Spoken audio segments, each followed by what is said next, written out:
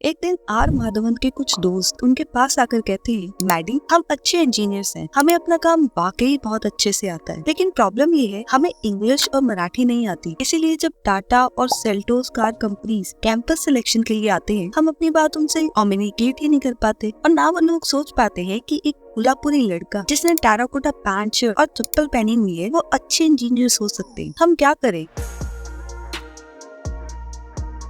Maddie कहती है, हम सभी ने सुना है सक्सेस तब मिलती है जब right opportunity meets right preparation. Right preparation के लिए जो भी आप बनना चाहते हो उस फील्ड या उस सब्जेक्ट की डीप नॉलेज आप हासिल कर सकते हो। लेट्स से आप लॉयर बनना चाहते हो तो राइट प्रेपरेशन के लिए आप अपना पूरा एफर्ट लगाकर अपनी लॉ की डिग्री अच्छे स्कोर्स के साथ पास करते हो। इन इंजीनियर्स की तरह हमारे देश में लाखों बच्चे हैं जिनकी प्रिपरेशन में कोई कमी नहीं है, पर क्या उनके पास राइट अपॉर्चुनिटी है? मेहनत हर कोई कर रहा है, पर क्या हर किसी के पास अपॉर्चुनिटी है? नहीं। वो कहते हैं ना, अगर आप प्रिपेयर्ड हो पर आपके पास अपॉर्चुनिटी नहीं तो वो यूजलेस है, और अगर आपके पास अपॉर्चुनिटी है पर आप प्रिपेयर्ड नहीं तो भी वो यूजलेस है। तो राइट अपॉर्चुनिटी आएगी कैसे? आप उस अपॉर्चुनिटी को लेकर आओगे जब आप पूरी शिद्दत से चाहोगे कि इतनी शिद्दत से मैंने तुम्हें पाने की कोशिश की है कि हर जर्रे ने मुझे तुमसे मिलाने की साजिश की है। कहते हैं अगर किसी चीज को दिल से चाहो तो पूरी कायनात उसे तुमसे मिलाने की कोशिश में लग जाती है। तब वो अपॉर्चुनिटी आपकी लाइफ में आएगी। लकी है ये इंजीनियर्स जिनके पास राइट प्रिपरेशन भी है और राइट अपॉर्चुनिटी भी, पर फिर भी ये दोनों मिलकर एक सक्सेसफुल करियर क्यों नहीं बना पा रहे?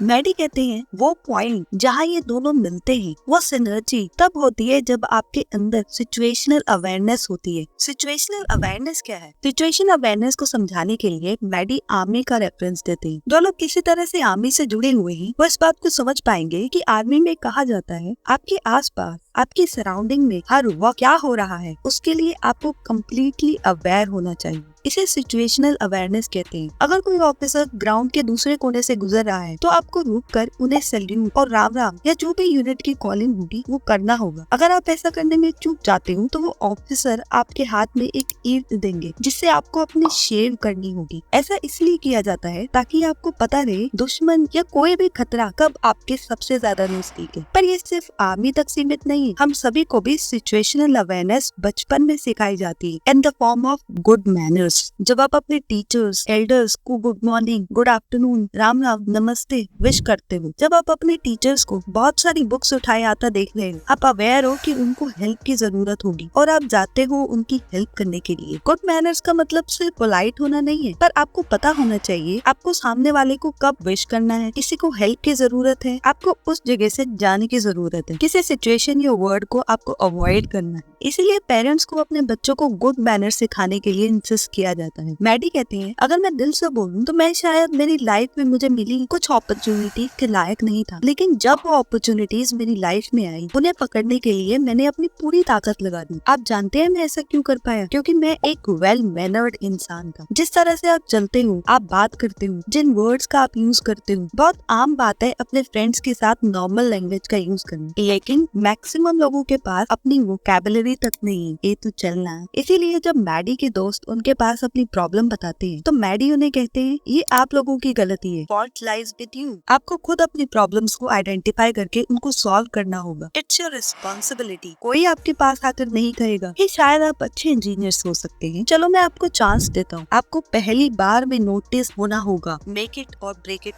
आपको खुद को इस तरह से तैयार करना होगा कि सामने वाला आपको पहली बार में नोटिस करे। यहाँ दो बातें हैं।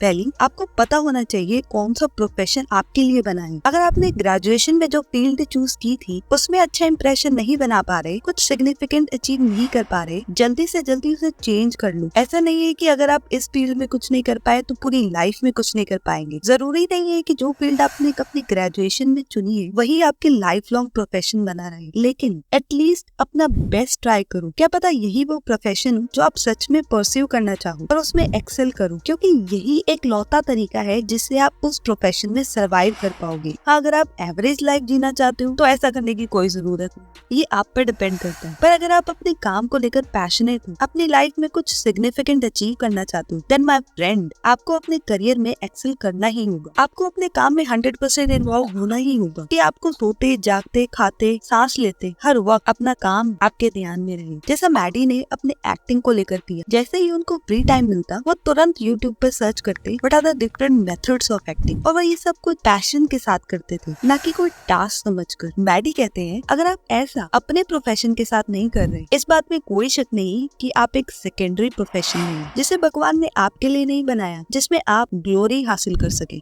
आपको अपना बेस्ट शॉट देना ही होगा।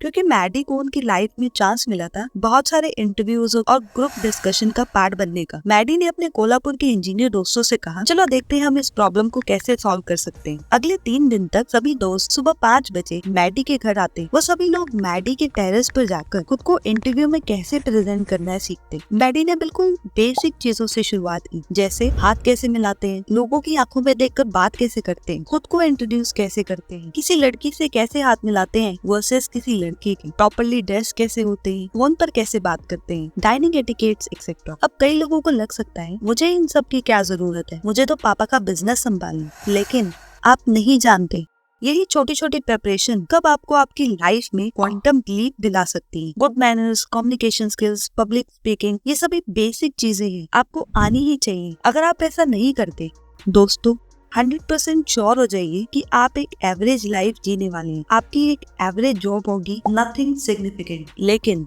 अगर आप पैशनेट हैं और आपके अंदर डिजायर है एक्सेप्शनल बनने की, आप क्राउड से अलग हटकर दिखना चाहते हो, देन ये सब बेयर मिनिमम है जो आपको करना ही चाहिए। खैर, टाटा स्टील के सीनियर ऑफिसर्स को मैडी जानते थे। मैडी ने उन्हें कॉल किया और कहा कि लोग बहुत अच्छे इंजीनियर्स हैं, आप इन्हें सिर्फ इसलिए चांस नहीं दे रहे क्योंकि वो खुद को इंग्लिश में प्रेजेंट नहीं कर पा रहे। That's not fair. आपको अच्छी इंजीनियर्स चाहिए या अच्छी इंग्लिश बोलने वाले स्पीकर्स? आपको कितना टाइम लगेगा अपने पैनल में से किसी ऐसे शख्स को भेजने में जिन्हें इनकी भाषा आती है, जो इन्हें इनकी असली काबिलियत पर जज कर पाए जो मैटर करती है?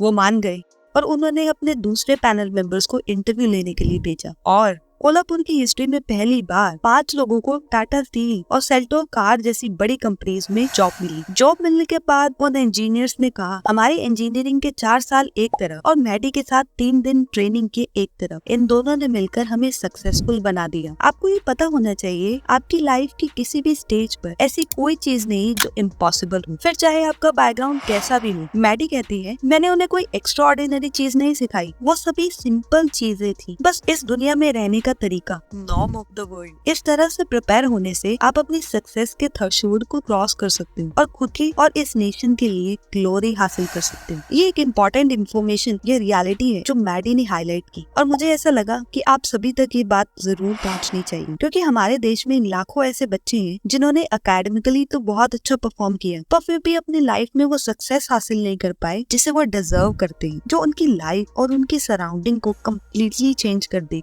ऐसे बहुत सारे एग्जाम्पल्स आपने देखे होंगे। 2 लोग हैं जिन्होंने पढ़ी तो वही सेम बुक्स हैं, पर एक का करियर रॉकेट बनकर आसमान में चला जाता है और दूसरे का कुछ नहीं कर पाता। इनफैक्ट आपने नोटिस किया होगा कई बार आपसे लो रैंकिंग वाले कॉलेज से पास आउट स्टूडेंट्स भी आपसे बहुत आगे निकल जाते हैं। प्रॉब्लम कहाँ है? प्रॉब्लम है आपकी पर्सनालिटी, आपकी सिचुएशनल अवेयरनेस, आपकी कम्युनिकेशन स्किल्स। और ये सब चीजें बस एंट्री लेवल पर काम आती हैं ऐसा नहीं है। डिग्री आपको सिर्फ उस कंपनी में एंट्री दिला सकती, आपकी प्रमोशंस, आपका वर्क एक्सपीरियंस आपकी पर्सनालिटी पर डिपेंड करता है। आपके जूनियर्स, सुपरवाइजर, क्लाइंट्स, इनसे आपके कैसे रिलेशंस हैं, इन्हें आप हैंडल कर पा रहे हो या नहीं। बॉस के ताने, जूनियर्स के बहाने, क्लाइंट्स की डिमांड, काम का pressure, work and personal life balance sometimes overwhelming हो सकता है अगर आपने अपनी पर्सनालिटी पर अभी काम नहीं किया तो। इसीलिए आपसे लो रैंकिंग वाले कॉलेज से आने वाले स्टूडेंट्स भी आपसे कहीं आगे निकल जाते हैं। But now talking about English, मैं नहीं कह रही हूँ कि अपने देश में अपनी मातृभाषा में बात करने में कोई प्रॉब्लम है, पर इतने सालों में हमने इंग्लिश को इतना ऊपर बिठा दिया है कि हमारे देश में इंग्लिश एक लैंग्वेज नहीं एक स्किल बन चुकी है, और जॉब्स आपने उन कंपनी से लेनी है जो इंग्लिश को वैल्यू करती है। So English skills point of view से आपको इतनी तो आनी चाहिए कि आप अपनी बात कम्युनिकेट कर पाओ, क्या तो खुद को इतना बड़ा बना लो कि ये सब चीजें आपके आगे छोटी पड़ जाए। जैसा कि I have to like live 7 lives to achieve this. So ਸਤਿ ਸ਼੍ਰੀ ਅਕਾਲ ਜੀ ਸਾਰਿਆਂ ਨੂੰ। ਮੈਨੂੰ ਅੰਗਰੇਜ਼ੀ ਸਮਝ ਨਹੀਂ ਸੀ ਆ ਰਹੀ, ਇਸ ਕਰਕੇ ਮੈਂ ਕਹਿੰਦਾ ਨਹੀਂ ਮੈਂ ਕਹਿ ਰਹੀ ਹਾਂ ਕਿ ਤੁਸੀਂ ਜਿੱਥੇ ਜਾਂਦੇ ਹੋ ਉੱਥੇ ਧਰਤੀ ਹਿਲ ਜਾਂਦੀ ਹੈ ਇਹ ਪੂਰੀ ਠੀਕ ਦੀ ਹੈ, ਪੂਰੀ। ਇਹ ਠੀਕ है। हाँ? इस वीडियो के बहुत डीप मीनिंग है। अगर आप समझ पाए तो एंकर, होस्ट या जो भी ये लेडी थी, इन्होंने ना सिर्फ इंग्लिश को चेंज किया पर उस लैंग्वेज में बोलने लगी जो उनकी थी भी नहीं, पंजाबी लैंग्वेज। खुद को इतना बड़ा बनाओ कि जब आप नीचे बैठो तो वो आपकी औकात नहीं, आपका बड़प्पन कहा जाए। जब तक ऐसा नहीं होता तब तक के लिए be prepared. But now good news is आपको पता है कि आपके प्रिपरेशन में कहाँ मीनिंगफुल है। Take the responsibility of your life. As Maddy said, that's how आप खुद के लिए और अपने नेशन के लिए ग्लोरी हासिल कर सकते हो और खुद को इतना आत्मनिर्भर बना सकते हो कि आपको खुद के लिए किसी और से फोन कॉल करवाने की जरूरत ना पड़े।